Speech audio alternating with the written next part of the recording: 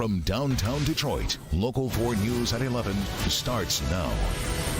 Protests from coast to coast, including rallies in Ann Arbor and Ferndale, with people taking a stand against the growing number of states passing strict new abortion laws.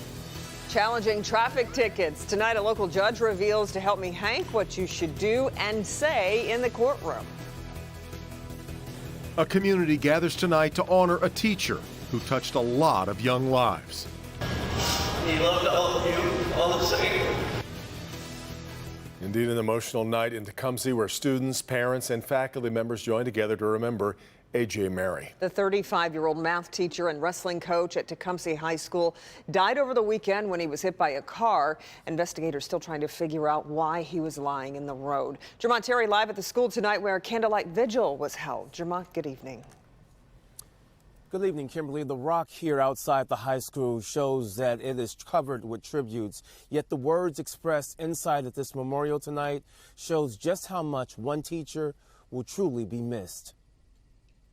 The gymnasium at Tecumseh High fills up as many come together with their hearts overflowing with sorrow. You know, great friend, great coach, great teacher. Great memories of A.J. Mary, his unique phrases plastered on the walls. Abby started writing all of them down. Those out to pay their respects, also able to walk by and chuckle. I remember that dude, I'll smash any cake. He said it like, dude, I'll smash any cake. There aren't many educators who get the seal of approval from teenagers, but this math teacher and wrestling and golf coach managed to get everyone at Tecumseh High to like him. Nobody that I know of looked at him as just a coach and teacher. He's always a friend, he's always a buddy. And for some, a true father figure. Couldn't believe that had happened to him. That's why Mary's death hits this community, especially his players, hard. I was planning to wrestle with him next year. Go to stage with him next year. Tell him how much I love him and how much he supported me throughout the years. Now they fight the tears, comforting one another. I just want to say that I love him so much.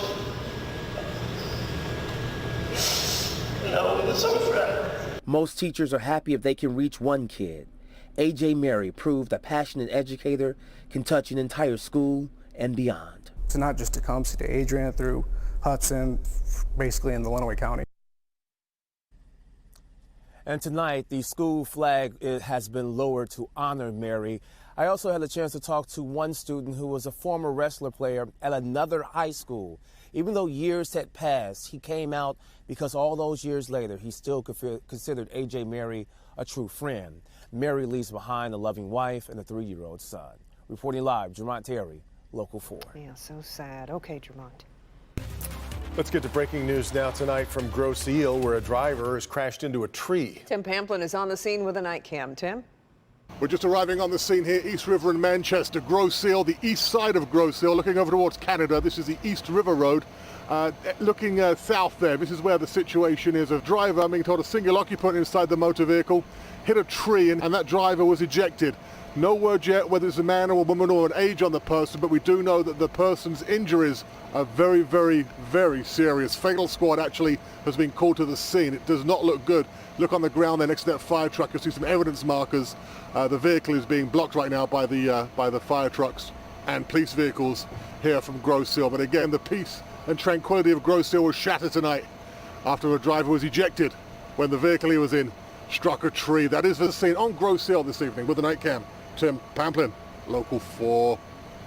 Okay, Tim, and more breaking news just into the newsroom from Detroit's east side, where Detroit police have seized a number of ATVs and motorbikes. These are pictures from the scene near Harper and Beaconsfield.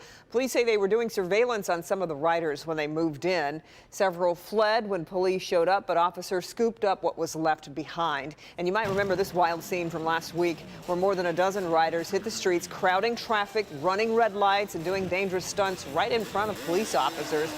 Tonight, police say they have not made any arrests. Abortion rights rallies were held across the country tonight on the heels of Alabama and the legislature's decision there to basically ban abortion, as well as attempts to restrict abortion access in states like Michigan and other states. Big crowds in Ann Arbor, Lansing, and Ferndale, and that's where our Mara McDonald is standing by tonight with more. Mara. Devin, Mark, Michigan now is one of those battleground states over abortion rights. All those rallies you saw, including the one right here, that's just the beginning. More than 200 people came out to Ferndale City Hall, including the AG. I do not have to prosecute people and force women in our state back into back alleys to be butchered. And more in Ann Arbor for protests aimed at the abortion ban the Alabama state legislature just passed, as well as restrictive abortion law attempts in other states, including Michigan. What I really don't understand is why anyone wants to tell you and me what we can do with our bodies. Why? The other rally in Ann Arbor echoing those around the country tonight. The Republican-led Michigan legislature just voted to ban dilation and evacuation abortions. I feel like my body is my business and nobody has the right to be in there. Governor Whitmer says she'll veto the legislation, but a coalition of religious and political conservatives is starting a petition drive here, seeking to outlaw abortion after 6 weeks. I know what it's like to have to make decisions like that and to make it a criminal act and to have doctors afraid to take care of women's needs is just, it's not going to happen, not on our watch.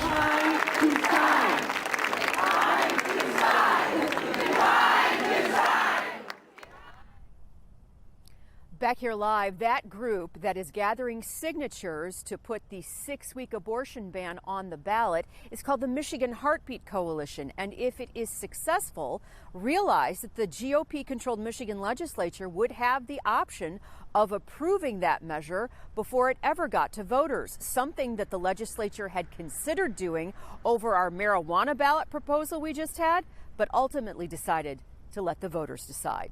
We're live in Ferndale tonight. I'm Mara McDonald, Local 4. Okay, Mara. Rumblings out of Lansing tonight suggest another vote on a revised auto no-fault bill is coming soon. Sources believe we could see action in both the House and Senate in the next 48 hours. Both chambers passed bills that would give Michigan drivers a choice when it comes to the level of coverage they want. But Governor Whitmer made it clear that she would veto them. Lawmakers tell Local 4 they're hopeful a compromise can be reached. Detroit City Council has now officially approved the land swap deal for the new Fiat Chrysler plant. With the deal, FCA plans to invest $900 million in its Jefferson plant and more than $1 billion in expanding its Mack Avenue facility. Mayor Mike Duggan, Governor Gretchen Whitmer calling this a big deal day for the city and the state.